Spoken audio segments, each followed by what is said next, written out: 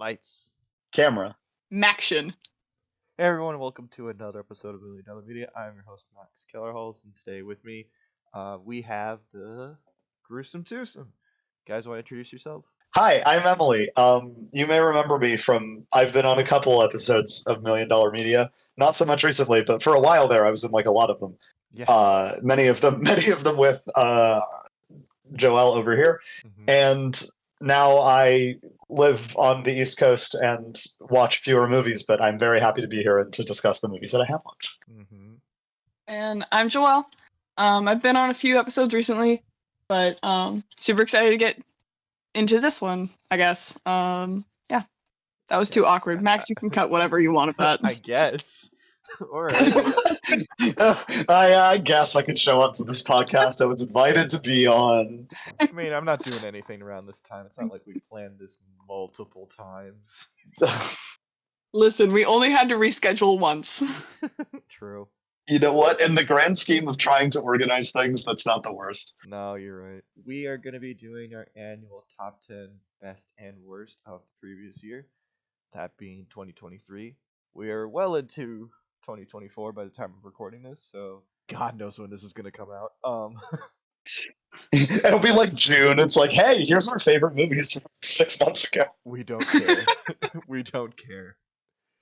But it also gives us enough time to like go back and look at what came out last year and like catch up on stuff, because that's definitely what I did, and a couple movies definitely like jumped up a bit. When it comes to top 10 lists here at $1 Million Media, we try to get like a good summation of our entire crew and what they think is their top 10. And I talked with a bunch of people who have been on episodes recently, and we've kind of gotten to these being our top 10. It's more not just individual opinion, even though I will say I watch more movies than people, so a lot of it is like, well, I think this is better than this one, but for the most part, we try to get it to what everyone else can agree with. So this is $1 Million Media's top 10 best and worst movies of 2023. We're going to start off with the worst, because we like to be negative up front. Let's go. Let's shit on some movies. Yes. Oh God, I forgot. Jesus. Oh God, I forgot that this was my number 10, but I know it's a good piss off a lot of people. I've been wanting to ask you about this one ever since you sent us the list, because I was like, really? Okay. And at number 10, I have, oh God, I can't wait to hear it, The Boy and the Heron. Yes, the Studio Ghibli Miyazaki film. Okay, listen. Why? Why? What did Hayao Miyazaki do to you other than pretend to retire like 5 different times prior to this point? That is true. Stop playing with my heart. That's why he's at number 10. No. The reason why it's at number 10 is this is the one film this year that I walked out most disappointed with. Like, I don't think it is a totally bad film. It's got a lot of really good elements to it. I saw the dub, and I think the English voice cast is really good. My problems with this is purely like story and character, which I know isn't always the thing to go to with Miyazaki stuff, because it's always like pretty animation and the vibe. But for me, just seeing pretty colors didn't really do it for me this time, because I was like, I don't know what's going on. I don't really care about this titular boy. I really care more about Robert Pattinson's The Heron, because he's just fucking going for it. And that's a way more interesting character than this main character. The fantastical world that they go to isn't really that interesting. I didn't understand most of the logic of this world, because it felt like a movie that was being written as I was watching it. And sometimes that can be fun because it's like, oh, I don't know what's gonna happen next. But for me, I was incredibly bored and I was like, I don't know what's gonna happen next, but I don't care. That's fair. So would you say that you would maybe enjoy the movie more if there were less of a positive frame of reference to work with from the creator? Like, do you think that Miyazaki's sort of pedigree as a director harmed it in some way? I think that, and like you could clearly see that effort is put into the film. Like, it's a gorgeous looking movie. However, it could be very pretty, but also very hollow. Mm. Like, okay. I can see kind of where you're coming from, but a lot of your comments feel more just like you don't particularly care for uh, Studio Ghibli films. No. Okay, wait, hold on.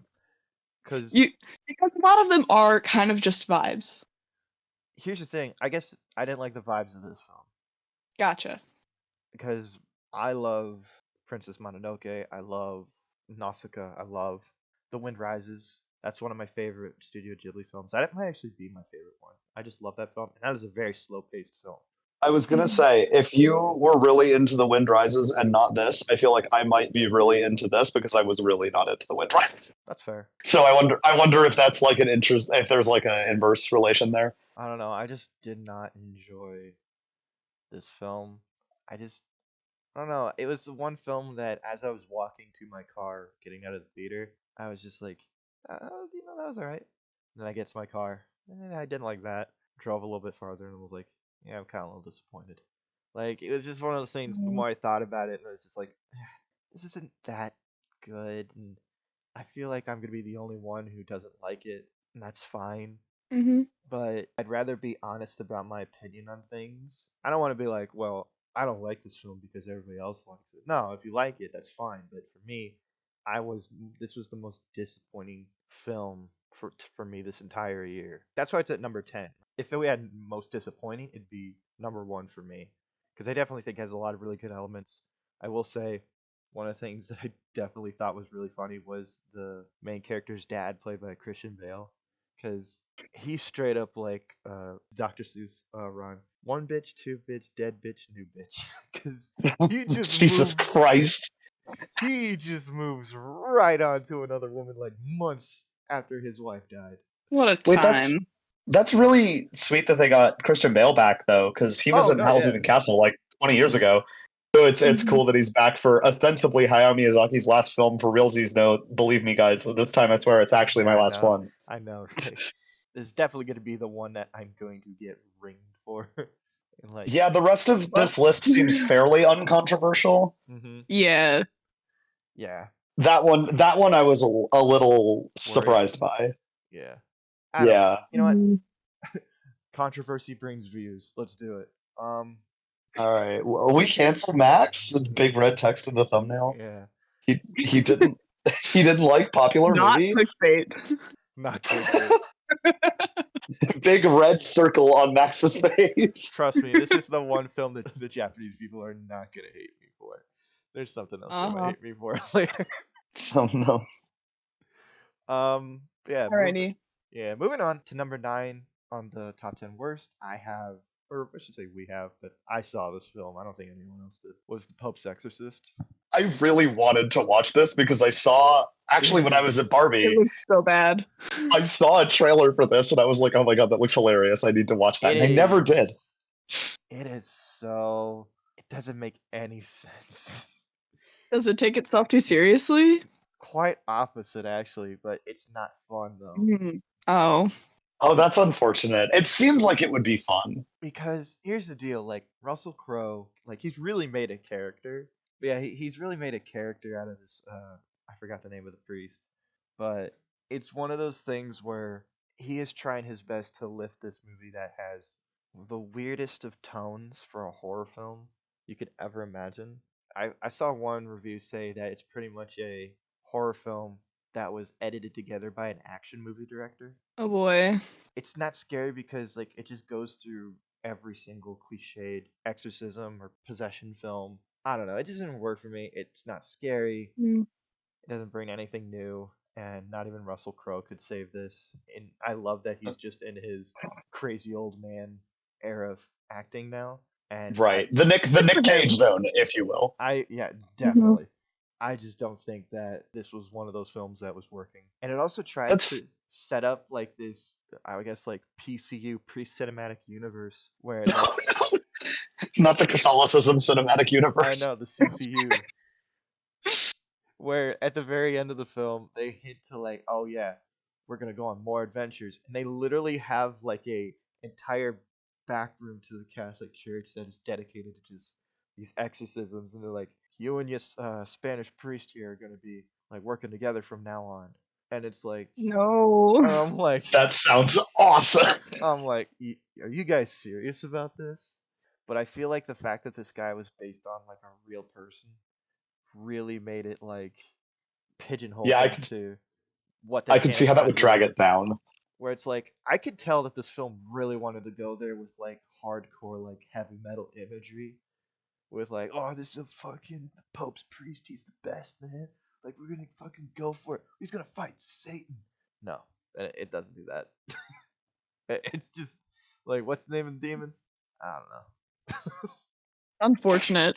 Yeah, it That's is. disappointing. I would totally have watched it if it was we're bringing back the vibes of like 2000s genre mashed action movies It's because Mhm. those were just so good. Here's the thing. I always say like you guys can watch these films for your own. For me, it just was not that good, and it was like #1 on Netflix for like a while, and I was just like, I'll just check this out, see what it is.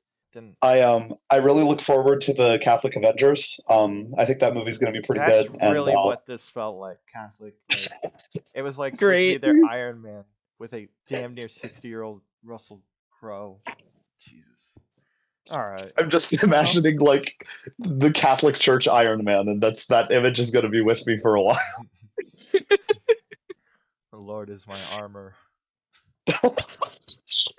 Okay, There is, all right. like- We Okay, need to move anyways. on before we say something that's going to get us in trouble. We already have. Yeah, okay. At number 8, I have this little film that came out like maybe even directly last year. It's this film called. At number 8, I have the movie 65.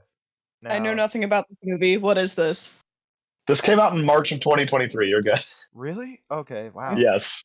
God, I thought this came out like January, because that's what it feels like. Just a movie that they like dumped and forgot about. What? Adam Driver was in this. Yeah, that's the problem. It has dinosaurs and Adam Driver, and it's boring and sucks. How do you do that? Adam Driver is like this guy who's on this like colonization mission of planets and stuff, and he gets marooned on Earth 65 million years ago in the past. So it's basically like he's a sole survivor along with this little girl who doesn't speak. Mm-hmm. It's just a boring film, and the That's worst fair. insult that I had was like a family member said to me like during Thanksgiving, like, "Oh, yeah, it's one of those films that like it's just so cheap that you could make it," and I was like, I feel offended. Oof. Yeah, that's both you and the movie being insulted at once. That's bold. I'm like, That Mm-hmm. yeah, no, no way. I would at least make it more interesting. Hell, I would have like done ridiculous shit with the dinosaurs, but they don't do that. Well, see, and it's interesting to bring up the Last of Us comparison because reading through this plot synopsis of this movie that I definitely watched, wink, wink, it is wild how many things have tried to be Children of Men, and the fact that The Last of Us is like the only thing that has ever successfully been Children of Men since Children of Men, I think is fascinating because this movie obviously wanted to be Last of Us, and Last of Us is just Children of Men, and that was just like a fascinating thing because I feel like so many. It's like a popular thing to do nowadays is like the grizzled older man taking care of a defenseless child Lone and Wolf. like learning to have empathy. Yeah, it's Lone Wolf and Cub. Right. If you want to extend it even further past Children of Men, it's just that, Children of Men is actually where I start having an understanding of pop culture. But You were really enamored by that one shot. yeah. That film Twitter loves to bring up every. No, I just don't believe in media made before 2006. This is an entirely different. Fair. Finding Nemo? Never heard of it. Yeah. No, that doesn't. Before 2006, get it out of here. Me, made before 2006. That's how I know that I don't exist. Damn. I think, therefore, I know I am not. Yeah. Honestly, can't remember much about it. Just we're gonna move on. I mean, that's probably the most damning insult you can give it.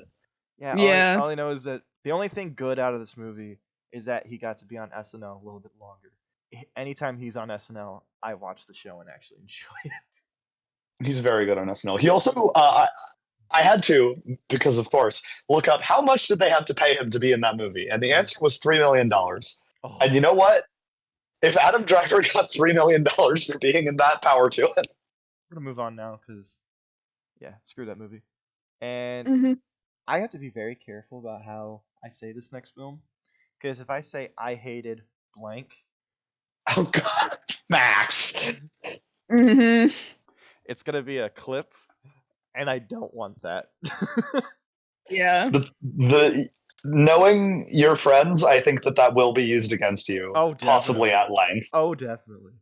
So yeah, at number 7, I have the Eddie Murphy and Jonah Hill quote unquote comedy You People. Okay. All right. For avoiding sound bites that could be used against you, let us abbreviate it to YP for the rest of this discussion. Thank you. YP, this thing is just not good. Like, I think you have a problem when the most racist people in the film are the black people towards the Jewish people. Oh boy, that sounds What? like a mess. Yeah. Wow. Uh-huh. And for a movie that's supposed to be like a rom-com, the two main like romantic leads do not have any chemistry. So much to the point that they had to CG both actors to kiss. What? Yeah. No fucking way. No, it's real. And you just see that they just took the cutouts of these two of Jonah Hill and can't remember the name of the actress and just moved them close together and kind of like cut around the lip area to make it look like they connect, but it is so awkward. That's very wild. They could, Also, Wow. yeah, I'm shocked that was it that bad with like handling the anti-Semitism angle. by Double Toasted, just be like, okay, I can't be the same person who thinks that this is bad. And they said like, yeah, like for what they're trying to go for, like Eddie Murphy would have had to been way older than what he is to play that kind of character. It's fair. There Because are a Yeah. remarkable number of celebrities in this movie. They got Elliot Gould in here. oh They yeah, got Julia Louis-Dreyfus. yeah, how do you make her not funny? That is impressive. Julia Louis-Dreyfus is a Mhm. remarkably funny person. Exactly. I love Veep. I love Veep. I love Seinfeld. I Yeah, should just deserve better. I Also, love. Eddie Murphy, very funny person. Yes, he's really just no low energy the entire time. It's not the Eddie Murphy that you want to see, and it's just yeah, it's just a bad film. I don't know how I feel about Jonah Hill now. I don't know if I should take him Yeah. seriously, I'm but I personally not a huge fan of Jonah Hill because it feels like he always plays the same character in films, and I'm not always a huge fan of them. that's fair. I liked him in Superbad, and he has not earned much goodwill since then, both in his personal life and in his acting career. Yeah, Um, he's kind of an asshole on set. That's why the whole kissing thing they had to CG because both yeah, parties he's were like, also I do not like this That's what person. I picked up. yeah, he also had issues like pretty publicly with his Oh like yeah. girlfriend over the past year, Uh huh. and those have certainly not painted him in of any kind of positive light. Yeah, so seeing him as like a romantic lead. Yeah. Yeah, I feel like Yeah. that would be especially difficult. Yeah, we're gonna talk about actors that are kind of uncomfortable to watch later down this list, but we'll get there. Oh boy. Fair enough. Yeah. Yeah, it was also written in Oh part by yeah. Jonah Hill, so we could ascribe some of the blame to him as well. Okay, let's do that. Move on. That's why it's at number 7. Okay. At number 6, we go back to the Catholic Church. With The the CCU. Exorcist. Yeah, the CCU. I hate the CCU already. I just want to hear like a church organ version of the Avengers theme. No. Just imagine how loud that would be. Just, But yeah, Oh. at number 6 we have The Exorcist Believer. Yeah, please stop doing bad legacy sequels to really good horror movies of the 70s. Please, please. okay, but in It's the fairness, sixth? aren't bad sequels to horror movies kind of a horror movie tradition? Yeah, but this is That's fair. like when people say like what is like the best horror film of all time, they go to The Exorcist. And quite frankly, it's like one of my favorite films of all time. I prefer the third Exorcist. I think that's my favorite. But the first one is still really good and like you say masterclass in tension and horror and character and oh man, such a great film. And then you get to this film and it tries to do all that and it just fails. I don't know. They do it. They still have one line in the movie that really bothered me and kind of just made me think, well, you didn't even care about the first film because you just put that line in there. It's a moment where like the mother from the first film is saying like, "Oh yeah, the reason why they didn't allow me into that room is because of like the like patriarchy and stuff like that." I'm like, "Okay, I get it why you may be mad, but then I also have to be like, well, one, you did all you could. You went to the proper officials of science. None of them helped. And when you went to turn to to an exorcism, the only reason why you weren't in the room is because if you were, you would have died because every single priest in that room died. So I was just like, you guys didn't like. It just felt like a weird moment to kind of get brownie points from the audience Yeah, by that's really what it just feels like. It feels a lot less like they're putting that in there because they legitimately care about the causes, more so to like. yeah. Barbie came out and we want to ride that wave a bit, which kind of I guess I sucks. don't even know if it could have been in reaction to Barbie. I think it's just I a thing that know. Well, I just say Hollywood that. executives do sometimes. I just say that, and then when you see what they do with that character in this film, wow, you brought back Ellen Burstyn and just wasted her. That Okay, is unfortunate. it's Truly. was bringing back because it's the same guy who did the Halloween reboot, 2018, and then Kills and Ends films. Yeah. It's the Hey, the same. first one of those was really good. I agree. And here's the thing: you can bring back Laurie Strode because that's an actual character that's badass and fought the the evil. Ellen Burstyn really didn't. She was there, yeah.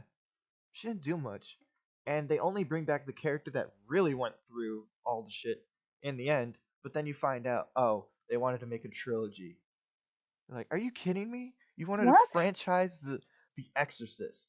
I know we've already tried that once and it failed. You want to do it again? What are you doing?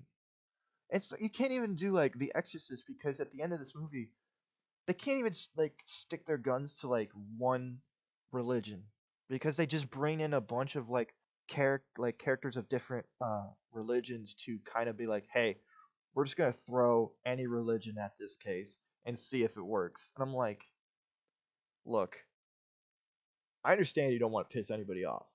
However, sometimes it's if you want to stick to one, just stick to one. And if it fails, maybe that's what you do for the next couple movies. Is you just see how different religions work, and then hey, maybe at the very end you just find out none of them work. Just go for that and just I don't know, something like that. But no, it's not what they do, and it's just a bad film. And here's the thing: Mhm. if you were to tell me that the better horror film to come out of October last year was Saw X, I would have called bullshit. But that's the case. The Yeah. Saw film was better directed and made than this Exorcist film. That is a crime. To be fair, though, they put people at Jigsaw into Saw 10, so I don't know how it could ever have been bad. I know. It's just Um, so, glancing at the cast here, they had Leslie Odom Jr. in yes. this. How was his performance? I loved him as Aaron Burr in Hamilton. I'm sorry, that kind of reveals some things about myself, but Well, no, he's a honestly. great actor, and He's a very good actor. all the main actors are really trying to bring something to this, but Mm-hmm. ultimately, he's the only good real character in the film. It's just the Mm-hmm. supporting characters. You're like, I don't like any of you, and I don't There's two girls that are possessed in this film, and you would think a good movie would try to make the girl's parents a little bit likable, so you would give a shit about the daughter. But no, they're Mm-hmm. we're gonna make them the most ignorant, subtly racist people possible, and just well, I don't give a shit about your daughter then, so I really just care about making sure that one girl gets out of the situation, not both of them. That makes me feel like shit because these are both little innocent girls. Mm-hmm. So yeah, just Yeah. fuck this film. And apparently, they were working on the sequel, but guess what? The director, David Gordon Green, dropped out. Yeah, Hmm. not hard to see Crazy. why. And he made the Yeah. latter two Halloween reboot films. Yeah, He didn't drop out of those. he was like, oh yeah, I'm gonna do this trilogy. Drops out. I'm like, well, this thing's not going forward unless they've already put way too much money into this, and they're like, we gotta keep this train going. Yeah. Yeah, all right. We're gonna move on, but Oh, we get to bully this movie. I'm really excited about this. Excellent. all I right, really, I have a lot of negative things to say. don't worry. Excellent. Me too. This is a fun. All right, at number 5 we have Ant-Man and the Wasp: Quantumania. Now I know in the review for this movie I said that it's fine. upon like a year, like having a year, 11 months to reflect on this film, it's not good. It's This is I the have one. never Yeah. I have walked out of movies angered. I have walked out of movies happy. I have walked out of movies feeling so many emotions. Ant-Man and the Wasp was one of the first movies I've ever walked out of feeling absolutely nothing. And that was my experience for the entire 90 minutes. I felt Yeah. nothing. I was just numb. It was like cinematic anesthesia. I yeah. And if you watch the review, you can really tell that like I was like not feeling this film, but Yeah. it's and the worst part Okay. is like the one thing that I really liked about this film initially was like, well, here's the deal. Really like Jonathan Majors' performance as Kane. I thought he was, And then, and then yeah, like couple like less than a month later, allegations which turned into realities, and then it's just like, well, I can't even enjoy that anymore. So all I have to do is just Paul Rudd just really trying to be likable. And that's saying Mhm. something because that man is charming as fuck. Yeah. Okay. So, first of all, if you were doing a drinking game with this and like Please. it was just drink every time they say the word quantum, Oh my you god. would have alcohol poisoning 15 minutes in. Oh my god. You're They yup. say so quantum right. so many times. I could not. Every time they did, I took psychic damage, I swear. I know. If you know anything about physics at all, which more and more people do these days, Mhm. that's not how that works. Well, okay. That's not how any of it works. You know what? No, I'm not going to defend this film. I usually say like, well, it's a Marvel movie and like this is the same world with like Thor and stuff. You know what? Nah, I'll let you have this. Fuck this movie. Yeah, It's so bad. no. What drove me the most up the wall is the fact that this movie doesn't have a plot structure. It starts No. with the characters getting put into a place. They try to do a thing to escape the place. It doesn't work. They do a second thing to escape the place. It also does not work. The Mhm. third thing they do to escape the place actually works, and then they escape the place and the movie's over. I Oh my have god. like that's just Yeah. the plot. And I was like, that's not what? Also, I just Oh, have to say, and again, we brought this up in multiple reviews throughout this year. Um, hey Marvel, maybe if you wanted to make your big bad or the next saga of the MCU be Kane, can you not have him be defeated in the first time we see him by ants or Ant Man in general? Like, and Darren. Dude looked like George Lopez in yeah, I Shark Boy and Lava know. Girl, He did. but like the discount version. I can't remember. I'm awful with actors Oh, and actresses. One I'll sec. say this. Um, Sorry, I don't mean to cut you ah, off, but I just have to say this. Um, I know the movie's called Ant Man and the Wasp, but what the fuck did Wasp actually do in this film up until She didn't do shit. like They that why was is exactly where I was going with this. Actually, yeah, yeah. like are you kidding me? Evangeline Lilly, love her, but Uh-huh. like she did nothing in this film. Yeah. They And I'm had like, like they did nothing. This was all about Cassie. here's the thing. If you could still keep Ant Man and the Wasp as the main title, and you could only have Scott, his daughter, and then you could bring Janet, the mom, back down there. And it still could be Hmm. called Ant Man and the Wasp because she's technically the Wasp. Yeah. So Yeah. you still get the title, and you can also give time to like actually make those characters interesting. Because honestly, one of the things I did like about this film was Janet's character. For well, Uh, I'll say this: Yeah, I I'm gonna enjoyed I disagree with disagree that I with one. you. enjoyed her story. I don't enjoy how she gave her family no preparation about hey, don't go down there Yeah. because there's this person. Like nothing. Like you don't want to Yeah. tell people like hey, don't go down there. There is Uh this huh. evil warlord, and if he gets out, it's bad news for everybody. No, it's Uh like I huh. don't want to talk about it, lady.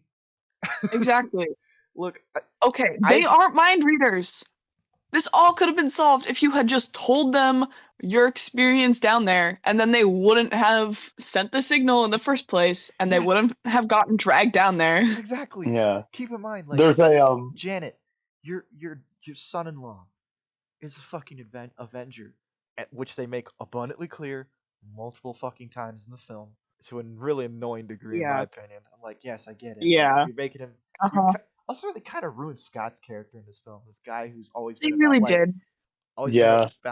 I want to get home to my daughter and to just be there for my daughter. Into this like, oh look at me, I'm an Avenger now. I'm selling books. I'm like, that's not Scott. Mm-hmm.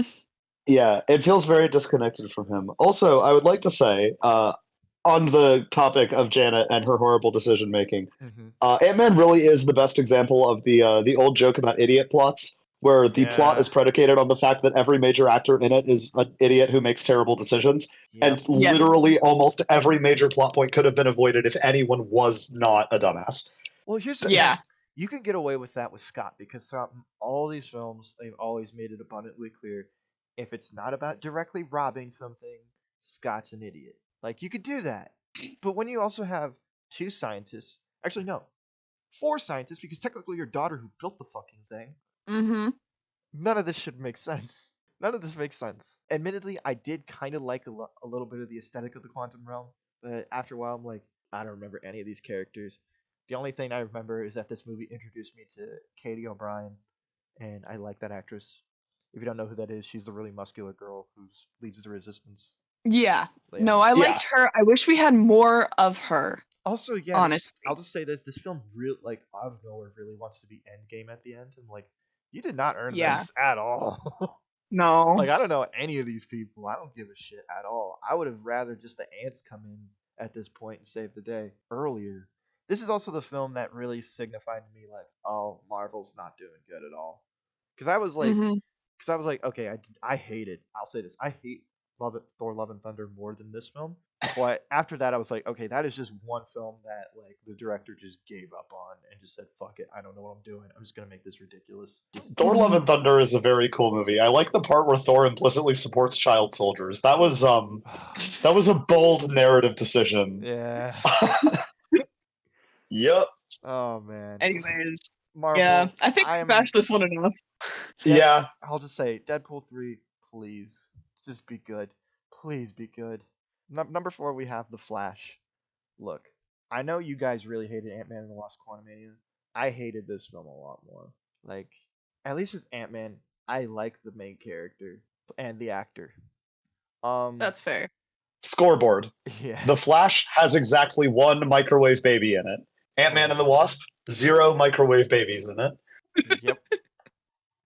That's all I have to say. That's my entire review of The Flash. Uh-huh. Uh-huh. It has one more microwave baby than any other movie that I am aware of that came out this year. And I'm not even making that up. That's the worst part. Like, if I was joking about microwaving babies with any other movie. I hate seeing movies that look like just complete rubber the entire time. Like, I feel like things just bounce off each other. Like, the Flash doesn't have the Speed Force. He just rubber bands himself from place to place. This movie really does try and make me care about, like, this Barry Allen. But I just hate I hate him. I hate looking at this Barry Allen so much. Bring back Grant Gustin. Thank you. Or Grant Gustin would be much better. I didn't go into it much in the review because I think it would be beating a dead horse, but Ezra Miller, like, this film was doomed ever since what they were doing and the grooming, the assaults, the robbery, like everything. Them going around like taunting, saying like I'm in another universe on Instagram and social media, fleeing away from the police, like, and for Warner Brothers to never come out and say like we do not condone their actions and we wish them to get better help. No, they didn't do any of that because they were like, we put way too much fucking money into this film. And the fact that I have to see their face 2 times in the same scene really just pisses me off. Fuck this film. And the only good thing about this film are the Batman stuff, but it's not a Batman movie. It's The Flash. I want to see The Flash. Yeah. Also, while we're on the topic of The Flash, we should probably acknowledge the CGI corpse puppetry that was so horrifying and inappropriate. Especially George Reeves. That pissed me off. Yeah. Like, I cannot believe that they did that. Like, Adam West and Christopher Reeve have family that can like sign off and say, okay, yeah, we want the like our family to be remembered for this. Like George Reeves killed himself. Like Yep. he he was depressed because he was Superman, and to bring him back in that scene is just like that is horrible. Like it's not like what are you doing?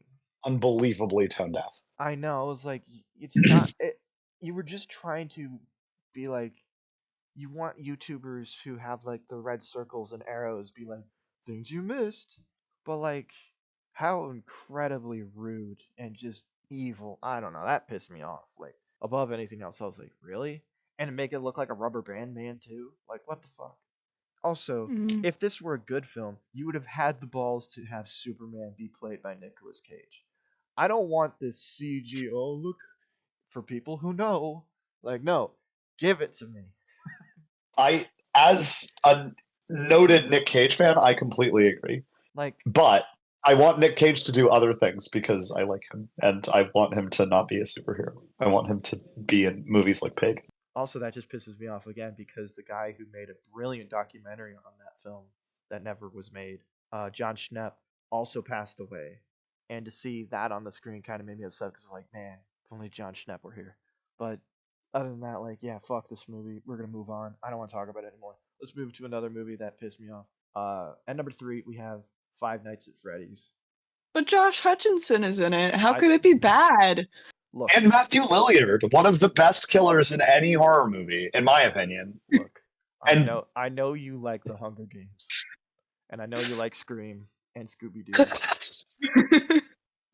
mostly just Scream, but continue.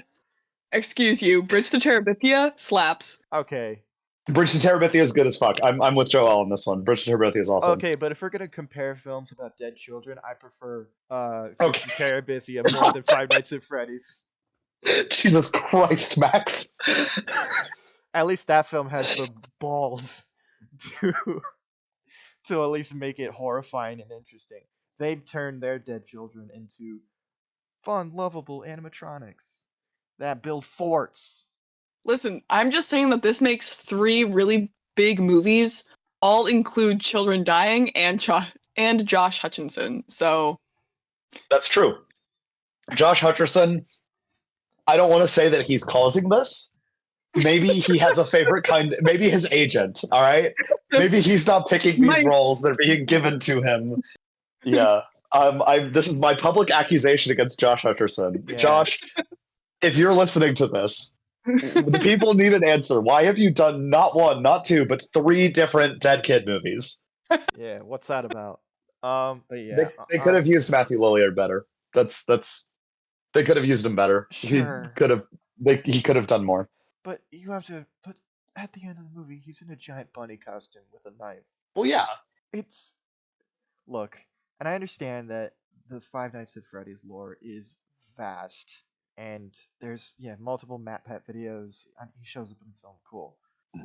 This thing is just it's a horror film for toddlers that still doesn't scare them. It really lives up to the legacy of being released same day on Peacock. Oh my god, you're so right. That's pretty much the most. That's what I could say about it. And I know more friends that saw this in theaters. That pisses me off. I'm like, you wasted money to go see this. It's not even the best Peacock original that's come out in the last like 3 months. I know. Because they just put out the Ted series, which is genuinely very good. Which I don't know how to. We're not talking about that. We're talking about Five Nights at Freddy's. But I did want to give a shout out to the Ted television series. Both have bears. Both of them do have stuffed bears. Yep. Mm-hmm. Theme, connection. Theme. We really need to move on because we're spending more hours on the worst list. We're not even at number 2 yet. Yeah, we can't keep spinning our wheels. I don't know anything about either of these top 2 movies. Max, Okay. what the hell have you dredged up? Okay. At number 2 is Meg 2, The Trench. Okay. It did not look good. I was looking forward to this only in the fact that they're just gonna go dumber with it. I can't wait. This is gonna be so much fun. They go dumber, not fun. Like Great. I'll just say this. There's a moment in this film where at the bottom of like this very deep undiscovered trench, and Jason Statham goes out into and swims out with no suit on, and they acknowledge like, hey, why isn't he like, I don't know, crushed to death by the water pressure? They say, oh no, he just has to cause himself a nosebleed and he could go out there no problem. What? I want to point What? out, yeah, oh yeah, this is the thing that happens in this film, and I want to point out that this movie came out a week after the Ocean Gate thing. Oh no. So Hell yeah. if you want to talk about So we're bad talking about tone timing, deaf. yeah, if you want to talk about bad timing, oh my god, I'm gonna be real with you. This film set black people and Asian people back so many years. The Paige Kennedy, who plays like the stereotypical black character in this, literally just pulls out a Glock out of nowhere and just says Fuck. like, oh yeah, I need to be strapped. I'm like, are you Bro. fucking kidding me? And keep in mind, this was just meant to be like a, hey, let's just go down there and see what happens kind of thing. This was supposed to be leisurely. And at the very end, this Uh, film wants to be Deep Blue Sea esque so bad that they have him do a rap song at the end about sharks. How Well, that seems inappropriate. Well, how dare this yeah. film? How dare this film try to be like Deep Blue Sea? Deep Blue Sea is at least fun. Yeah, fuck this film. And I just want to point out, Kaya, why did you drag me to this? Kaya made you go and watch For real, that? Kaya. But yeah, no, like, fuck this movie. And but yeah, let's move on. Number one is a film no one knows about. I just have to say this is the worst thing I've seen in a long time, and I really want people to know about it because it's gonna be like the next Room, in my opinion. I was really fascinated when I looked into this movie Mm-hmm. and Mm-hmm. found that it was free on multiple platforms. Oh yeah. Uh-huh. This is the to be original. Love beat the hell out of me. The worst film of 2023. Was this shot on an iPhone? I don't think they had money for that, to be honest. Shot on like the Samsung Note 2 or Yeah. whatever. This tries to be like an erotic thriller like The Room. It's not sexy at all. Nothing sexy about this. Quite frankly, it's just really cringy because like it's horrible music, and I like R&B. Uncomfortable, like meaning like just really uncomfortable situations of like gross uses of power. But the thing that really broke my brain on this film is this film does not like know what it's doing scene to scene, because literally one of the main characters of this film gets shot multiple times by the brother-in-law, and they have a funeral the very next scene, and the next scene after that he's alive and well. Yeah. He just walked it off. He was fine. No, not even that. They don't even acknowledge that he was shot. They don't acknowledge that he was shot. Quite frankly, it takes a minute for you to understand that, hey, like, no, he lived. He's fine. Where do you find these things, Max? Okay. What like arcane tomes did you have to search through to find this to be original movie? Funny you should say.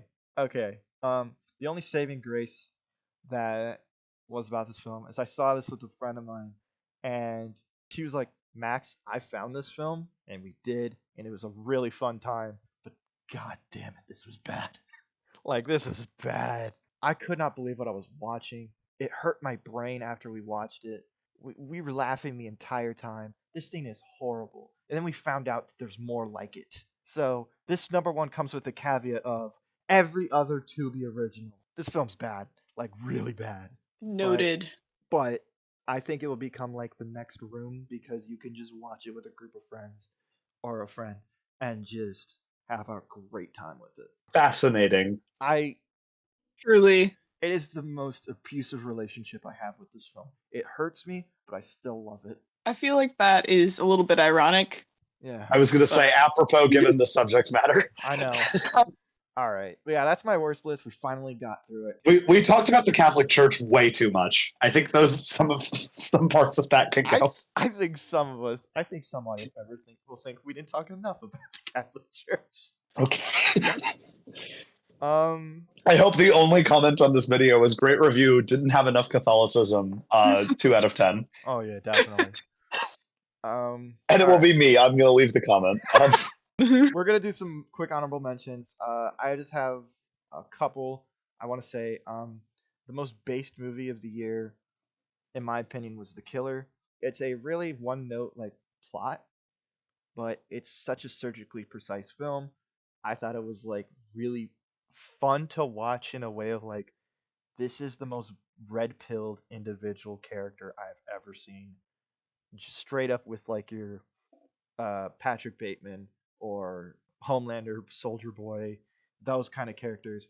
I enjoyed it on that level of like, this is so fascinating to watch, but I cannot say it's a great film because it is really one like a really generic plot with a fridging situation.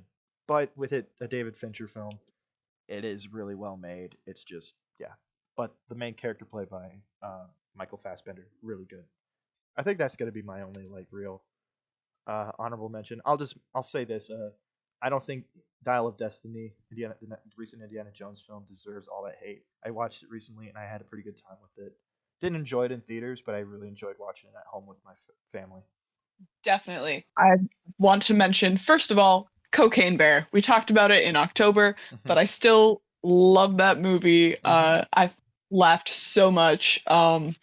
It's a like horror comedy and absolutely fantastic. For fans of gore, watch it. Just watch it. Also on this channel, I've already ranted about Ballad of Songbirds and Snakes. I think it's a gorgeous kind of film, personally. And then the two honorable mentions that, to my knowledge, haven't gotten real big reviews. I don't know. Max, please correct me if so. But I loved Honor Among Thieves as like a movie version adaptation of D&D. I enjoyed I think that that they film did. too. It was a really good. There were so many little Easter eggs for people who love D&D. Yeah, don't worry. They're going to change the DMG to let druids wild shape into owlbears now, just so that it's continuity with the movie. I think the director Listen, said like I would not be opposed. Don't give druids more things. I have opinions on Give D&D. druids Anyway, more things. They deserve the world. I'll say this. I also really like the film. I just like that it's really well made and has a lot of heart. And I think a lot of that has to go with like the two like leads of the film, with in Chris Pine and Michelle Rodriguez. Like, what a great pairing! Yes. Like, who would have They have thought? so much energy to them. It's a very bromance sort of thing. That I just really admire them taking and not going like the very cliche, oh yeah, they are actually just in love with each other the entire time. No, these are party members that actually just kind of get along and happen to complement each other. Yep. Also, so I'll say this: this film has my favorite GIF / meme to come out of this year with Chris Pine's face just melting. break. Yeah. That's my favorite thing to come out of that whole thing. It is so funny. That's fair. And then my other one that I really liked this year was Strays. Really? Because yeah, I really liked it personally. I thought it was funny. There were so many good like little bits. Like the one about like the scene with the narrator dog, basically the Marley and Me knockoff. And then as soon as the dogs walk away, it cuts back to this one and he's just like, "Oh yeah, my owner. Look at him go talk to this wonderful lady and like they start hitting it off. And I get to witness all of it. What she doesn't know is he actually has like 3 bodies buried in the backyard and I just Wait, that's where that clip comes from? Yes! Really? Yes! It was so funny! And you think that it's gonna be like this, oh, yeah, he's going back for revenge, but like he's gonna come around at the end. No, he does not. Personally, I thought it was funny and worth the watch. So, yeah. Anyways. Emily, did you have any? No. I'm gonna say that even though it didn't really come out last year, the TED Show is good, but I already said that, so no need to repeat it. It is good though. I haven't been inspired to watch a lot of new television, but I was inspired to watch that and really enjoyed it. So. All right. Well, with that, we are finally getting into top 10 best movies of 2023.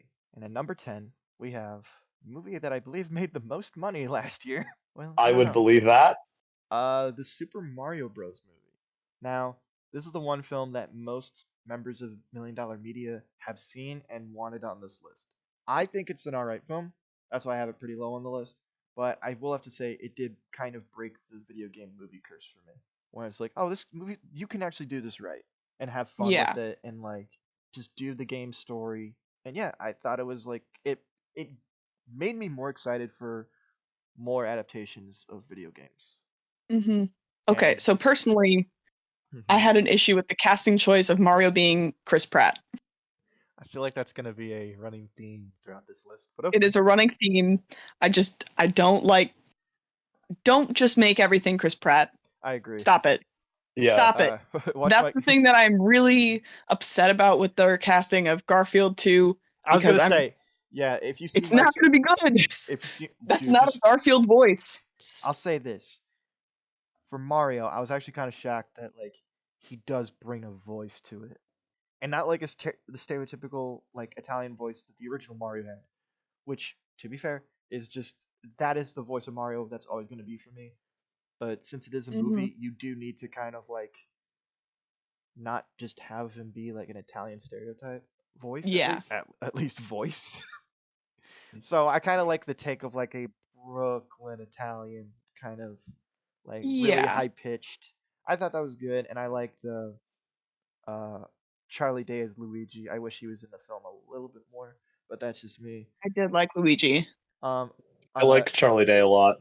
I think that was a particularly good casting choice on their part. Yeah, I think every other casting choice I was like really happy with, except for the main one. But that's the titular character as well, so you know. But yeah, speaking of casting choices, Bowser, holy shit. Jack Black was made for this. Dude was born ready. My favorite scene of this entire film is the moment him and Kamek are like at the piano and he's just like, jam with me.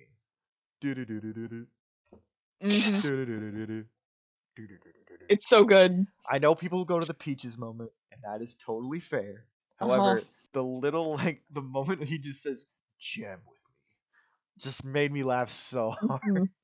I also kind of like Seth Rogen as Donkey Kong. And I appreciate that they were just like, look, we know you want to hear the laughs, so we're just going to make a moment where he just directly laughs at the camera. That's awesome. I as someone who was looking forward to that, I was pleased by the fact that he does the laugh.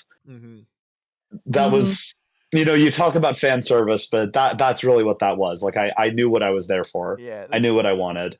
And we no longer have to think of that neo hellish futuristic old 90s movie anymore. Yeah, that was not filler. I don't. Yeah, that was. I watched that one as a kid, and so to see a Mario movie as somewhat like a former big Mario kid, I was pretty happy to see something that I cared about represented in a way that lined up more with how I remembered it, and less with whatever the hell was going on in that '90s one. Oh yeah, I know it has its fans. We are not one of them. No. All right, yeah. Does anybody else got anything to say about this? I do really like this movie. The only thing I don't like about this is that this is the lowest viewed video on my channel. No. So I was like, I put a think of the analytics. Yeah, I was just like, damn. But no one cares about that. So we're gonna move on. At number 9, it's actually ironically another movie with Seth Rogen involved. Teenage Mutant Ninja Turtles Mayhem. I was genuinely shocked how good this film is. It's the Ninja Turtles. They've had multiple iterations. The last attempt at movies was not good. And I was like, okay, how are they gonna make this different? For the first time ever, they were like, oh yeah, these are teenagers. They will act dumb and goofy and have fun and, be a family. Just them like actually acknowledging that and really playing into that really made this film so charming to me. I meant to watch this one, but was a little bit scared because I had been robbed in the past. No, I grew up on the TV show. I did too. I grew up on multiple iterations of the Ninja Turtles. Since you rate it so highly, I will go out and find this one and watch it. This film really took me aback because I was like, holy shit, like they're actually saying like pretty current references. And it's nice to know that kids these days will get a movie that will become dated to them. Like how the original 90s Turtles was for those kids. I think that it speaks volumes about the fact that Seth Rogen was the one who like produced and had a huge hand in making this. Oh, he because wrote if there's it. one thing and if there's one thing we know about Seth Rogen, it's that he really, arguably his best movie. I don't even know if I'd say arguably. Superbad is like one of the best movies about teenagers ever made. Oh yeah. And I think that the fact that we know because of like interviews and stuff that he was letting those kids like improvise in the booth and was encouraging them to like Yeah, talk like they would like really kind of exemplifies the fact that he has like a care and representing that for teenagers, and I think that that's very exactly. cool. Like this is my favorite interpretation of Leonardo, and Leonardo's always been my favorite of the turtles. This is my favorite interpretation of him because they finally acknowledge that like he's just trying to be the best older brother that he could be, but still wants to make it out, have his own personality. The turtles have all their classic personalities, but they just adapt them in ways that like are really smart into the characters, but without like retreading like Raph is still hot headed and like gets angry real quick, but they make a joke out of it instead of trying to make it like a really big like point of drama, which I Mm-hmm. kind of appreciate because we've seen that multiple times, and ultimately it's just going to become like it's just like okay, let's just see something different. And they did something different with it. Um, also, Jackie Chan as Splinter. Holy shit, he is so funny. This is my favorite interpretation of Splinter because they really just play up. Oh yeah, he's a single dad who's just trying his best to like keep these kids in line and protect them. I think that was definitely a good way to like Mm-hmm. go with that. Oh yeah, and Yeah. like, and also Jackie Chan is really funny as a voice actor. I'm a fan of like Kung Fu Panda and stuff, and he's in those films as Monkey. They don't give him anything to do. Mm-hmm. Like he just does his, that's it. In this, they give him some stuff to say, and it's really funny. Like he's got great timing. Like I was shocked because I was like, all right, well, they only got Jackie Chan here because he's a martial artist and Splinter. He came to work, and you could like it was really fun to like see Splinter. Like he has this ongoing joke about like if you go out into the real world, you're gonna get milked. And they're like, Dad, like we don't have nipples. How are we gonna get milked? And and that joke goes on for so long, and how it ends is so funny. Oh man, it's such a good fucking film, and it makes me really excited to see how they will adapt certain characters going forward. Like I want to see Mm-hmm. their interpretation of Casey Jones. I want to see how they're gonna do the Shredder. I think it's fair to say that in a Teenage Mutant Ninja Turtles film, they will hint to the Shredder. Is that fair to say? Yeah, Yeah. Okay, yeah, and they do in this film, and oh yeah, I am so excited. I want to know who they cast as Shredder because seeing how they like cast each actor to their specific character. Oh man, yeah, it was a remarkable casting job. like I feel like they're gonna knock it out of the park. if you were to tell me that the best Paul Rudd comic book film of this year was going to be Teenage Mutant Ninja Turtles, I would call bullshit. However, him as Mondo Gecko is really fucking funny. Say what you will about Ice Cube and his like a little bit of controversial beliefs, he is really terrifying and funny as Superfly in this film.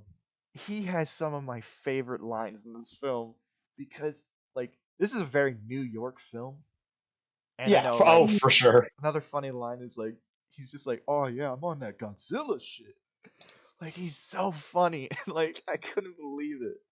It's just a great film. Like probably the funniest film of the year, in my opinion. I laughed harder in this film than any other film this year. I'll believe it. Yeah. Are we all ready to move on? Yeah, for sure. Okay. At number 8, I Mm-hmm. have the movie Talk to Me. I did not watch this one. Yeah, this is my favorite horror film that came out this year. I already reviewed it in the paranormal episode of The Graveyard Shift that came out this year.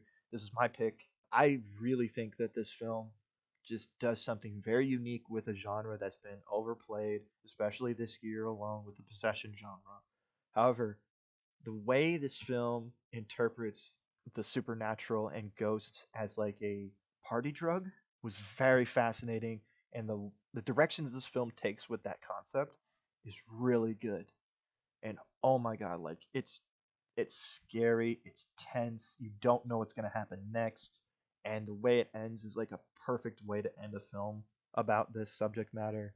But yeah, just them turning like possession into a party drug and making it like a movie about like drug addiction kind of really was very Mm-hmm. fascinating. And yeah, also what really made this film speak a lot to me as well is that this is a movie made by two like a brother group called Raka Raka, who are Oh YouTubers. yeah, They were First of all, involved in like an ARG. I know. I love their YouTube videos. Like they're very like shock gore kind of like YouTubers, like just going for like really like we're gonna piss people off kind of style of YouTube. So to see them make something that's really like heartfelt and meaningful and scary was like really cool. But they still have that kinetic energy that their YouTube videos have. It's a really well directed film for first time directors. Just I mean, love you've inspired me to Mhm. check it out. It sounds like something I would Yeah. really it's enjoy. really good, and the casting of all the kids is really good. Great representation too. Yeah, we're gonna move on now. At number 7, the film that everybody on TikTok and Twitter and everywhere else is raving about or disgusted by. Discussing, I would say they're talking about it. It is a movie which has generated dialogue. Uh huh. It's the movie Saltburn. Oh man, Did you watch this? I did. All right. I personally really like this film. I like a film that can just like take really bizarre and unique directions in a film, at least in its story, and just go for it. And this entire time, That's I was so like enamored by the characters and the performances and how the film looks. Oh my god, this film is a fucking painting. it Every is frame. gorgeous. That It is is one thing that I can't even bitch about. It's like one of the best looking movies that's come out it in a is few years. so good. Like it for as much as like the film like people want to talk about the disgusting stuff that happens in this, like the it all looks really pretty. And Yeah, oh my god, Barry Keegan, whatever you want to say his name, but Barry Keegan's fantastic. he's so good, and it makes me really want to see more stuff he's in. And also, since he is in Matt Reeves' The Batman as the Joker, I want to see him like be the villain of the film. Like I think he can like after seeing this, I'm like, oh my god, he can really bring it. He's so Yeah, good. This movie's basically like an erotic thriller, and to have him be the one that's like seducing people is like a like you wouldn't think of it like initially, but he plays like yeah. this really like the range this character goes through, and he just sells it every time. Like I don't know, I just really love this film. It made me Um, laugh a lot of times because of just how disgusting it got. And I know people like to talk about the tub scene, but the scene that really made me laugh and like go, "Oh my god," is the vampire scene. I am in agreement with that. That scene, I was like, wow, that's I was shocked they went there. yeah. So here's what I will say about Saltburn, as All someone who was right. less enamored by it. Okay. I'm not going to actually bitch at it. I liked a lot of elements of it. Mm-hmm. I liked Barry Keegan was stellar, but he's always been stellar. Max, have you watched Killing of a Sacred Deer? I have not, but I have seen clips about it, and I kind You of know. should watch it. Okay. It's if you like Barry Keegan doing this role, he does this role in another movie. Oh, okay. I didn't know that, but like, okay, I Yeah. know that. Okay. That I mean, it's not like a sequel or anything. It's just it's a very similar character, and if you enjoyed Barry Keegan in this movie, you will enjoy him for similar reasons in Sacred Deer. Gotcha. But what I was going to say is I really liked this movie up until the ending because I thought that it was going to have a twist or an ending that went somewhere, and it just kind of confirms that the thing that was very obviously true throughout the movie continues to be true, and then the movie just ends, which I was not as sold on that portion of it. I enjoyed the ending because you're watching this character really going for this one specific goal, and you don't know how he's going to do it, but he plays every single angle that he can, and to see how everything pans out was really fun to watch for me. That's fair. I think Because this is the one film where I'm like the entire time I'm like, you son of a bitch, but at the end I was like, damn it, it's kind of fun seeing this character do his thing. I can appreciate like the film being like, well, the rich people are trying to be nice. They're not like they're very like just happenstance about really like important things going on. Like, oh yeah, Pamela died, which my yeah, favorite joke in the film. yeah, Like just the delivery, and everybody plays their character so well. yeah. And also, I just want to say, fuck Jacob Elordi for being that damn handsome, tall, and talented now. Apparently, fuck you. Like, damn it. I liked you when you were a bad actor in the kissing booth. Max, just get an eyebrow piercing and you can catch up. That's 90% of why people think he's not in that movie. So like you're chilling. Really? Yes. At least all of the people I know. We're Okay, just talking about the eyebrow piercing and no other aspect of him, which I just found to be very funny. that's funny. But to see him like really bring it in this film, I was like, whoa, okay. Yeah, And I also heard that he played a better Elvis than Austin Butler, which is crazy. I have heard similar Mm. things. Great cast all around. I wish I knew the actress who plays his sister because she's also really good. Yeah, she was good. Was personally unimpressed by the movie's attempts to be shocking, but that is just me. I As a person who primarily enjoys weird horror movies, I feel I like this was pretty tame as like wild shit to put in a movie goes. I think for what I was more shocked by is just like, oh man, do I want to say this? You know what? Fuck it for views. I'm a fan of Dirty Talk, and this film has some great Dirty Talk in it. And yeah, that kind of got. I was like, wow, okay, like damn, I mean, that checks out. yeah, In terms of why you would have enjoyed that particular scene. yeah. I was like, Um, holy shit. I was getting a little flustered. I was like, oh damn. uh, Also, I found like the shocking stuff in the film more funny than shocking. yeah, I wasn't like I felt like the movie was trying to present me with things that would make me uncomfortable, and I was like, man, this is the thing you're making me look at for like 50 to 70 seconds. And like, yeah, man, like Barry Keoghan sure can have sex with a grave. Like that is a thing that you could put in front of me, and I can process that is information that you've given me, but I don't know that I care. My favorite fact about that, and then we should maybe move on because time, but It's my fine. favorite fact about that is that Barry Keoghan just sort of did that. Like he asked for a close set and was like, "I want to try something," and that scene is what came out of it. Like that was not in the No, script. what?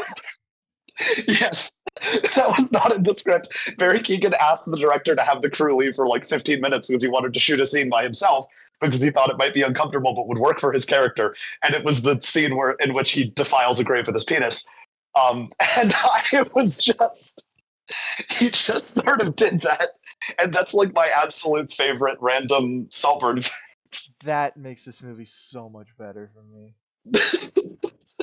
I love that. I was caught very off guard by the fact that that's just a thing that Barry Keoghan was like, let me try this. No, I know this is gonna sound weird, but hear me out. I gotta applaud Emerald Fennel. Yeah, she's Midge and Barbie, but damn, she like Yeah, great sophomore effort in my opinion. After Promising Young Woman, but yeah, we gotta move on. Um, this is a film that I can kind of talk about real quick because I did do a review gushing about it already. At number 6, I have Killers of the Flower Moon. I didn't see this one. I did not get around to watching this one. It is a long film. I saw it came out. I saw it was 3 hours long. I remembered the last time I watched a 3 hour Martin Scorsese film and how I fell asleep halfway through it. And then I decided I would wait until it was to like available to rent. I agree. It is long, but for me, I think this film is so much more deep and important than Irishman because Irishman is just like another attempt at Goodfellas, in my opinion, or Casino, just another gangster mob film. But with this film, what I really liked is it just shows the horrors of how what we did to the Native Americans, and specifically the Osage in this. And this film does not shy away from like all the horrible things that happened, and to have it focused more on the Burkharts and show how like manipulative and horrible that relationship was, but still like them wanting to be in love with each other. Like, oh god, it's so. And oh my god, Lily Gladstone in this film is so good. I hope she wins Best Actress because she's so good. It's a uncomfortable film to watch, and there's moments where I kind of was almost brought to tears. But I think it's important to watch, and I think there's such respect to the Osage people because again, this is directed by Scorsese, not a Native American, but he brings a lot to this film. Not to say that this film is entirely just sad the entire time. It does have a little bit of moments of morose humor, but yeah, it is a great film. One that I think that like should really be up there on Scorsese's top 10 in my opinion. I really like this film.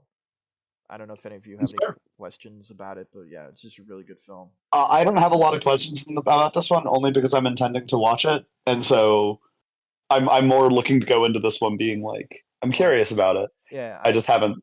Yeah, you just strap in. That's all I gotta say. Like, take bathroom breaks. It is gonna be a long ride. We're gonna move on to the number 5, a film that I also really wanted to talk about, and I saw twice in theaters. I really love this film.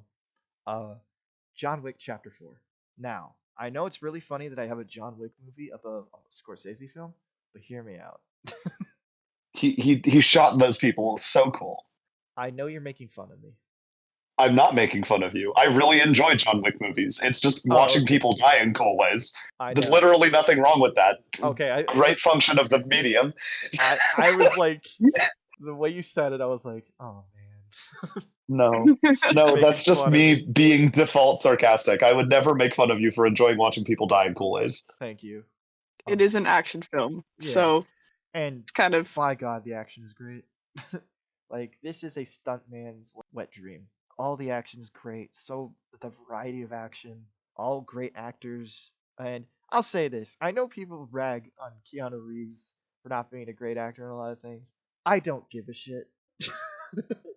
Because for me, I don't know. I think he's like a fine actor. I think he's a great actor because he actually fucking puts his body through this stuff. Now, again, maybe his deliveries aren't always the best, but they're so bad in this that I kind of just make it up as like I think John Wick is just a guy who just doesn't like to talk to people.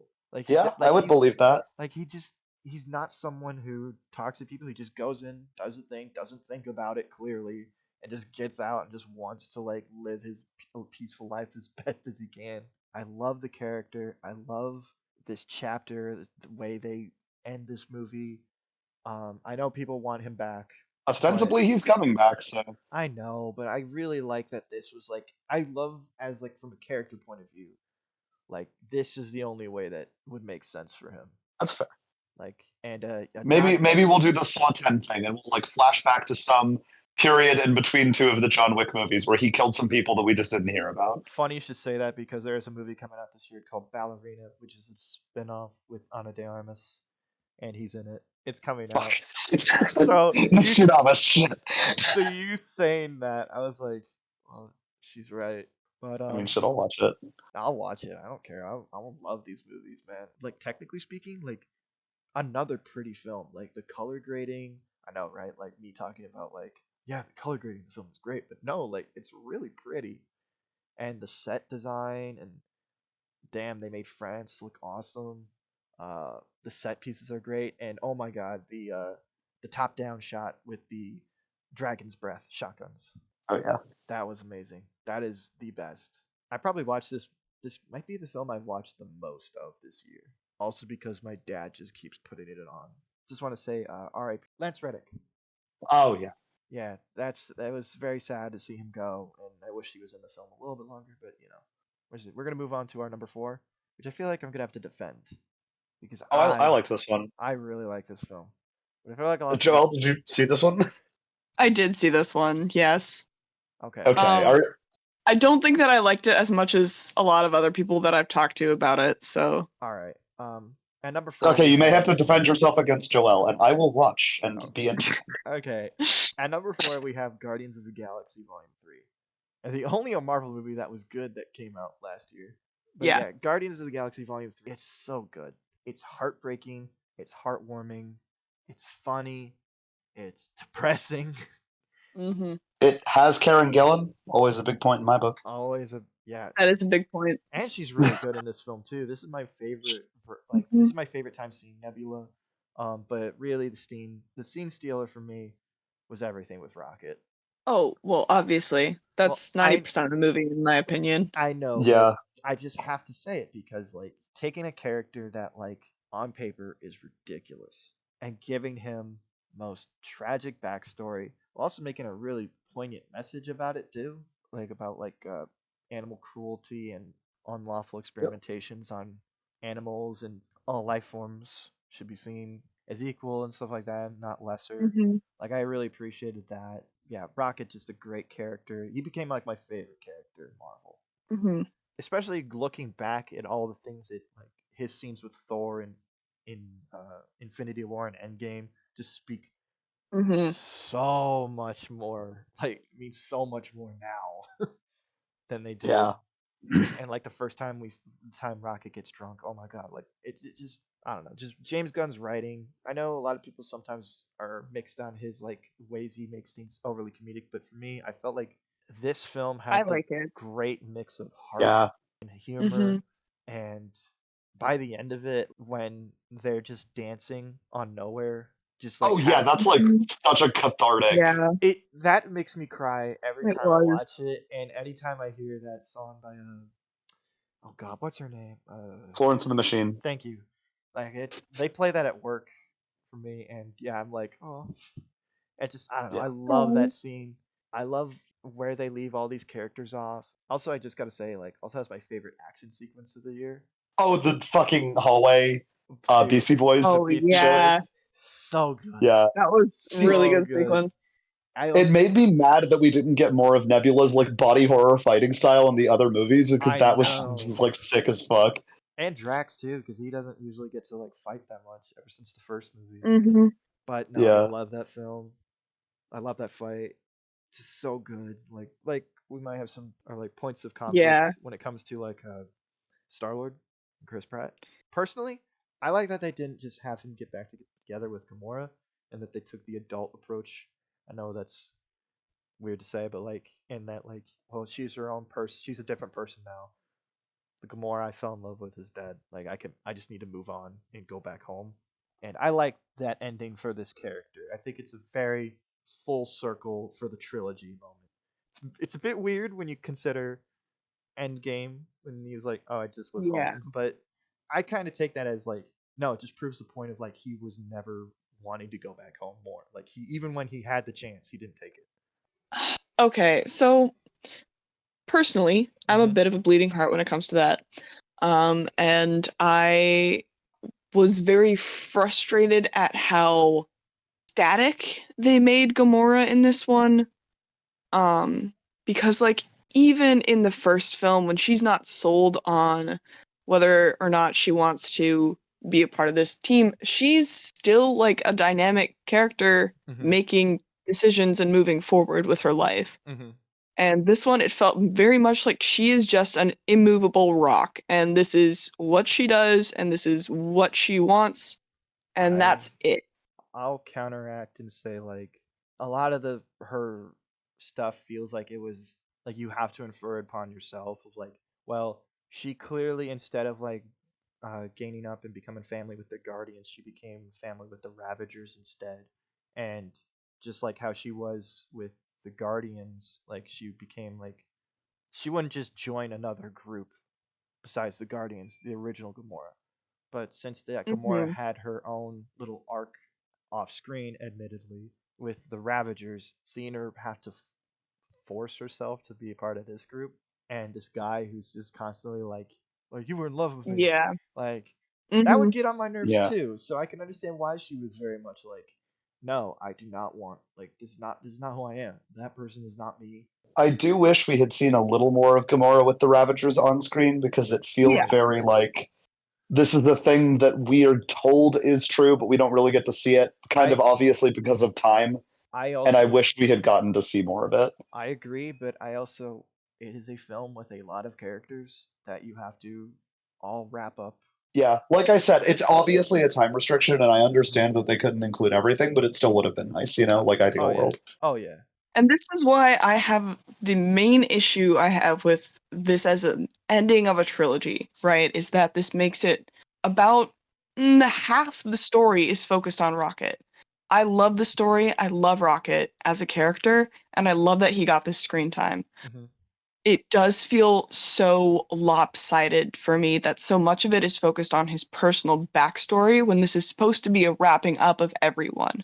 This is supposed to be like their last thing as Guardians. But And to Joelle's point, Rocket himself is unconscious for 75% of the movie, I know which does not help things.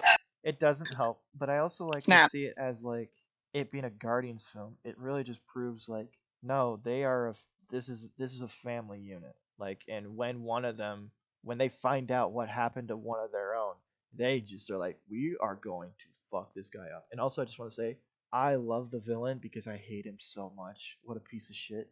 But I got to admit like I kind of like a villain that's just like I hate you and I want to see you die, but you are chewing up the screen any chance you can. Like, Mm-hmm. holy shit, that actor, Chudi Mern from Peacemaker, was so good as the High Evolutionary, a character I never thought we'd see on the screen, and he's such a piece of shit. Yeah, they nailed making that guy a really hateable asshole. I just felt like the film just got to show these characters as a family. Because, like, if you think about it, like, Drax doesn't really have much of a story anymore because, like, the people who killed his family are all gone. So, really, this is the only family he has left. So, he's just gonna protect it as best as he can. And especially Mantis, because that's, like, his pseudo daughter replacement kind of thing. Like, he sees that as his own daughter that he never got to raise. So, at the end, when she just walks away, it's heartbreaking because you're like, yeah, like he has to say goodbye to another daughter. Just time she's just doing her own thing and wasn't forcefully or horrifically taken away from him. Like that meant a lot to me. And like that was a perfect ending for that character. But he now gets to like he now gets all the surrogate daughter figures. Yeah. I liked Nebula's end as like this person who was tortured and just treated like shit this entire life finally be able to like help other people and stuff like that and see that like maybe flaws in people are okay. Yeah. I I I mean, transparently, Nebula's like always been my favorite character from these movies, and I Mhm, was very happy with like the way that they handled her at the end. mhm. Maybe Yeah. maybe Groot didn't get like a much of a. Okay, but Groot's never been much of a character. He's just a tree. I know. Like, until we get, Guardians of the Galaxy 4 starring the Grand Lumberjack, I don't feel like we're going to do a lot. This is the most satisfying film of this year for me. Of like, wow, Marvel got one in this year. Yeah. Two with Loki. Marvel really did get one. Two with Loki. I like Loki as well, but that's a TV Okay, show. that's fair. Yeah. But yeah, Shameless plug for the other review. yeah. Thanks, Joelle. You're welcome. Let's move on. Speaking of shameless plug for the other review, actually, should we like tie these two together? We might as well. At 3 we have Barbie, and at 2 we have Oppenheimer. The phenomenon this film brought forth was amazing. Like people going out, dressing up, having fun to go see these films. One of them be a movie about like the building of the fucking atomic bomb Yeah. with no action or comic book movies. These are Yeah. films that are mostly talking about like very serious issues. Yeah, I mean, like 2.5 hour was Oppenheimer 3 hours or 2.5? I feel like it was 2.5. 2.5. I think it was a little around 3 hours. I Yeah, think so. but like a 3 hour historical drama with no major action scenes and a brand tie-in movie primarily targeted at women is like a wildly unusual set of movies to be a summer blockbuster. And it was very cool to see that be like the big thing this year. Barbie's at number 3 only because like I think there's just some jokes that didn't land for me, but I also appreciate a film that could piss off the Manosphere. So yeah, those jokes made me laugh though. Yeah, I can always appreciate that. I will say, I said this before recording, and I'll repeat it now. As much as I enjoyed Barbie, it is a flawed movie, and I don't feel like bitching about it because I appreciate what it is and what it stands for. Like, I could sit here and nitpick it, but I think that the ultimate impact that it had is good. I really hope that Greta Gerwig doesn't do more movies like this. Man, I really liked her earlier work, and I don't want it to go in the brand synergy direction. I gotcha. Even though the next film she's working on is a remake of the Narnia films for Netflix. Just thought I should say. Okay. That. I'm sad. I would. Yeah. I love the film. Great speech by America Ferrera. Yeah, that was very well done. Like I was even like, wow. Like it just made me appreciate like my mom and all my other like friends that I have a lot more, and just like it made me understand a bunch of things of like and how to see certain things from a different point of view, and I always appreciate when a film can do that. Yeah, for sure. And for it to be a Barbie film that did it, I was like, wow, okay. Yeah. That's why I made that comment of like I could sit here and nitpick it, but ultimately I feel like the positive impact of the film surpasses any nitpicks that I could sit here and make. And that's exactly what I mean is stuff like that speech, and you and I'm sure plenty of other men who sat there and considered things from a different perspective. I think that that's a real net positive. Further cemented that meme of Ryan Gosling is like every man. Yes. It made me so happy. I was just like, oh yeah, he's just like, for real. Like there were some moments where I was like, especially like the scene with the fire, that made me laugh so hard. My like side note for admiration of this movie is the costuming and the absolute commitment to making workable pieces on the set actually look like toys. I Like, agree. I came across this post the other day about like the roller skates. They look like they were like one of those cheap molded plastic things that you would buy for a Barbie. And for them to commit to those little touches really made this world feel like you were like just bought this brand new Barbie in like 2003 and are breaking it out and getting really excited about all these different little outfits, and they're all like really kind of cliche and like not always looking like an actual outfit, you know? And the scene at the beginning with girls playing with the Barbies was, it kind of hit home a little bit for me because like, yeah, this is how girls will play with things and make up drama, and it was good in my personal opinion. There was a lot of heart behind all the little touches and certain scene choices. Yeah. Yeah. So that's my whole thing. No, thank you. Yeah. Like, I love to hear your opinion on it. Like, I definitely agree with everything you said.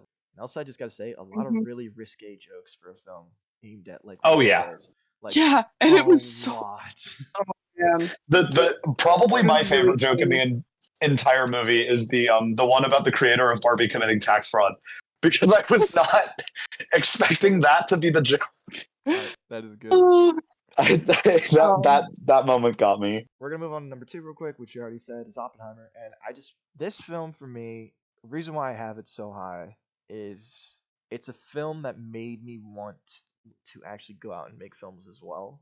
In that, like, from what Nolan says, is that everything in the film, like, there's no CG in the film, which I kind of call bullshit because there's always like little tweaks and touches you need to make in film just to make things a little bit better. But there's no like CG characters or CG explosions. Everything is like real and built. But Yeah. that's what I love about the film is like anyone can make this film, but it feels like such like a group effort from everybody involved. Every actor just brought it. Cillian Murphy is great. Robert Downey Jr. proving that he is more than just Iron Man. Emily Blunt, I know she doesn't really get a lot to do, but the scene in the film where she just goes after that one lawyer is so good, and it just makes so much of her scenes mean so much more to me. Matt Damon brings it. David Krumholtz is in this. Yep. Just so many great actors are in this film, and it opened up like a genuinely good conversation about like a lot last year, especially with the writers and actors strike, talking about AI and like this film coming out about like we are slowly just turning that clock just a little bit towards midnight just by all these different creations. It's a film that Yeah. I think like bridges like multiple different age groups in my opinion. I totally understand Yeah. all the controversy surrounding like not showing the actual effect it had on the Japanese people, but I also feel like if you're making a movie about Oppenheimer, he never personally saw that stuff. He only was like just knowing That's that true. he did it and how many lives he affected. Yeah, and I also think it would have mhm. been in way much. It would have been a very poor taste if you did have a scene showing the disintegration of Japanese people. Yeah, 100%. It would have been Yeah. super tonally inappropriate, Like just having and the scene. it just would have been inappropriate in general. Yeah, I don't think they needed that, and I'm glad that they didn't go that route. And the only time we see an atomic explosion is when they test it. I love it like it's at the direct halfway point in the film, and that like after this everything changed. I know that some people don't like, especially you, Emily, don't like Nolan's dialogue, but for me, felt like it really, for some reason, it worked in this film. I don't know why. I just felt like every actor brought something to it that made it believable and that maybe some of these things normal people wouldn't say, but like for a film that has this like weight behind it, I felt like Yeah. it worked. But I kind of want to hear your opinion on it. Yeah, what I was gonna say is I feel like one of the things when you're doing the Oppenheimer story is it's really easy to accidentally come out supporting the bomb by looking at Oppenheimer as an interesting person, because he was an interesting person. Uh-huh. He just also led to the deaths of a whole lot of innocent people. And one thing I will commend Nolan on doing is that the movie unfailingly criticizes Oppenheimer as much as it takes an interest in him and his personal life. Oh yeah. I don't feel like the movie fails to interrogate aspects of his legacy and his decision that he made and whether or not he really kind of was aware, right, and like that he felt bad about it. But I think the movie is equally willing to find interest and criticize. Mhm. And the decision to give the most damning criticisms to characters who we were supposed to dislike, Mhm. I think was especially fascinating because they make real points. Mhm. And you, as a viewer, are led to question this person who you've been following. And I think that that is a good thing. Mm-hmm. I love this film's interpretation of a panic attack. I think it's very real and it very much feels like ones that I've experienced before, or at least anxiety attacks. And just by doing very simple camera tricks and lighting, like it's and sound design. Oh my god, the sound design and the music of this film is so good. It's a very well made movie. And Joelle, I know you haven't. I want to hear if you've seen it and if you have any opinions on it. So I did not get to watch Oppenheimer Yes. this past summer. Uh-huh. So all of my Oppenheimer knowledge just comes from being a history nerd. But from what everyone has been saying about the movie, it sounds like they did his life and his character pretty well.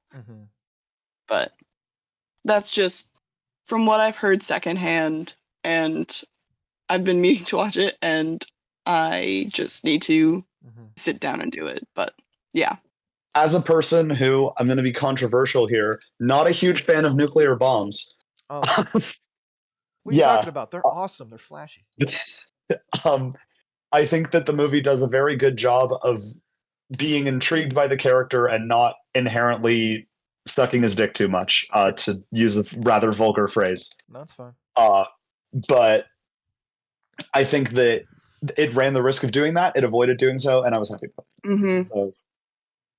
Because you always run that risk with biographies. So yeah. And I think we are moving into an age, specifically with a lot of recent biopics, where we're more willing to criticize the people that they're about, and that makes me happy. I think that that's a good thing. And interrogating, historical figures, celebrities of the past, all that good stuff is good and worthwhile, and I'm happy that it's a thing that the movie chose to do.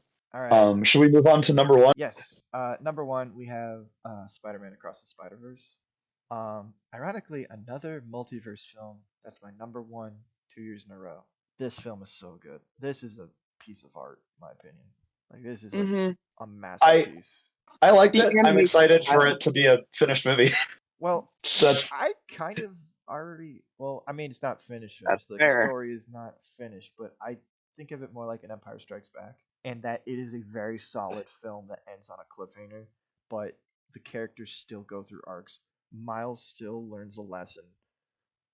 Gwen is more of a main character in this film than in the first film. She gets her own arc, and a beautiful one at that, in my opinion. Yeah. For me, the issue is I really enjoyed it. I just struggle with movies that are only half a plot. Like, to use the Empire thing. Yeah, I enjoy Empire. I think I would enjoy it a lot less if I couldn't continue on to watch Return of the Jedi. That's fair. That's the part of it that's frustrating for me, is I want to see it. I like endings in my stories. That's fair. Endings are my favorite part of anything. So having a story that feels like it ends in the middle is a little wet noodle for me, but I get you. The movie has a lot of good qualities. But I just feel like a little wet noodle. Yeah, just a little bit. I just love all the characters in the film. Miles is slowly becoming Miles is like one of the best like modern superheroes. Oh yeah. Like he definitely. jumped up like ever since that first film, he just like jumped up in popularity, and like Shamik Moore does a great job voicing him. I love I won't say villain, but the antagonist of the film is Miguel O'Hara. Like, oh my god, like terrifying. But also they did a good job with him. But also like you get where he's coming from. Yeah, to some extent. I do appreciate that we are getting like kind of a surge in villains that have motives that actually make sense and aren't just selfish reasons, I guess, because villains can have good reasons for doing what they do too. Especially with a character like Miguel O'Hara, like like I was a big fan of him growing up because I played like Shattered Dimensions as a video game.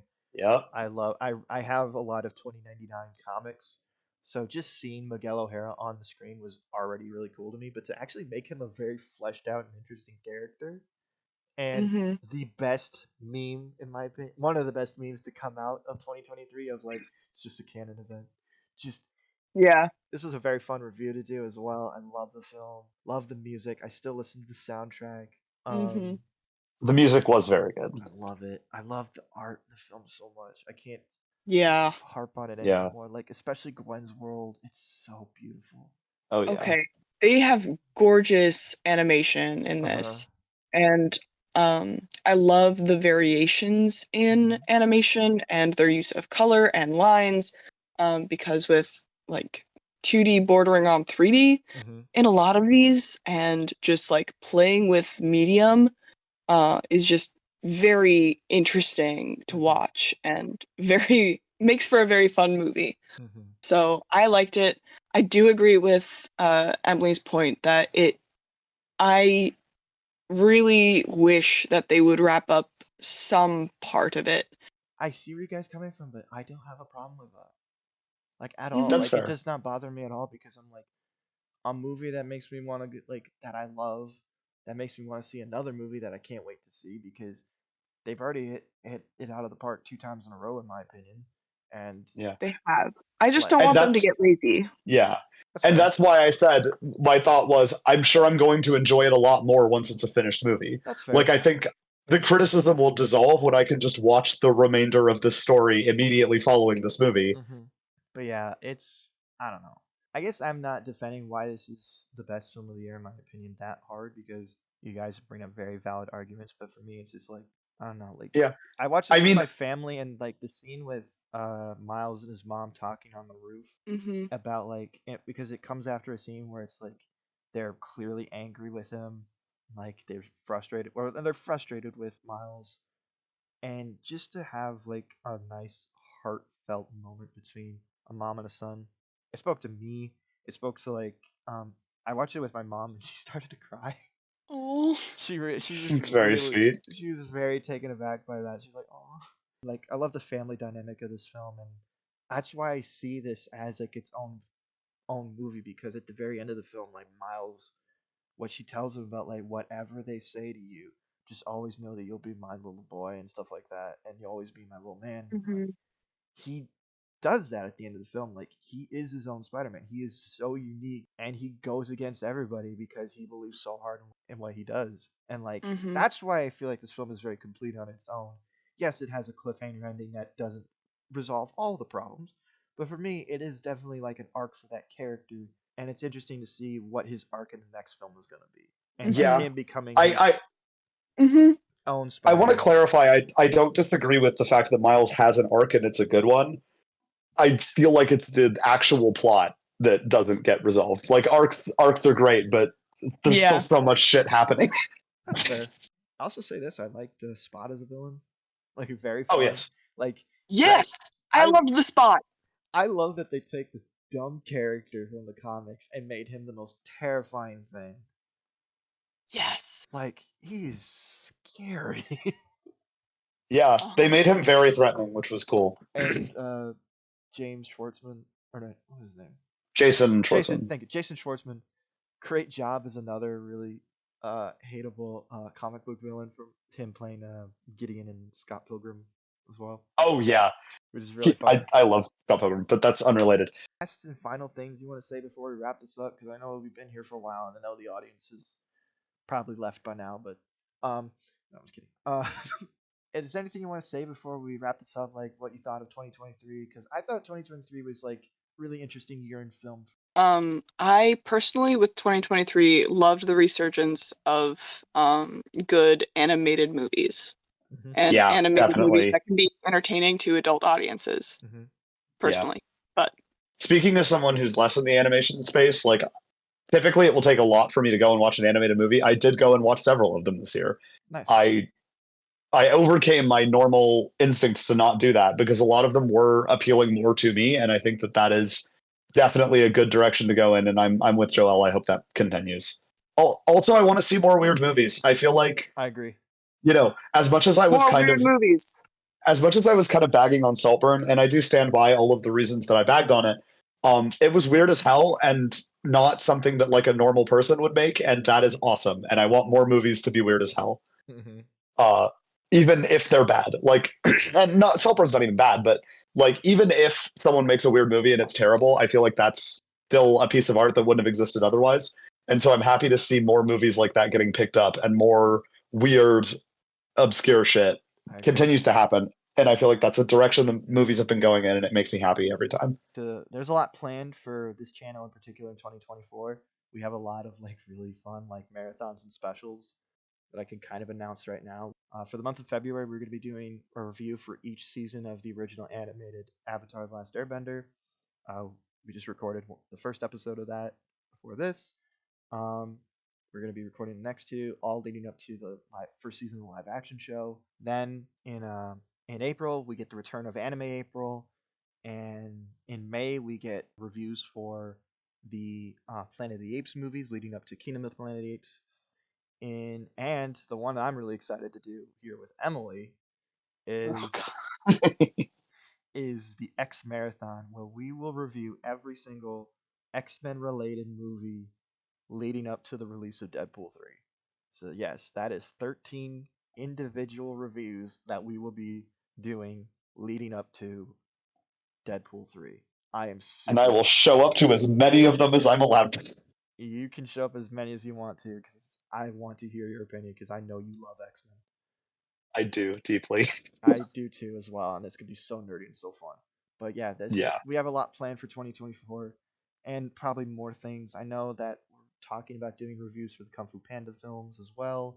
Just let me know if you're all interested in that. I know this is pretty late in the game to talk about that, so if you want to help this channel in any way, please subscribe to our Patreon. It's just for $5 a month. You get to listen to some of our favorite videos uncut. Like you're probably gonna listen to this review uncut. Just good luck. Just strap in. Yeah. So there's just a lot. Before I like do my spiel to end this off, do any of you have anything to say or to promote before we leave? Um, have your pet spayed and neutered? That's a The, pretty good one. That's a good one. yeah, that's all. Drink That's all I water, got. guys. Drink water. Mm-hmm. $1 Million Media, sponsored by Mm-hmm. water. Just drink it. Yeah. Fucking drink it, man. I don't.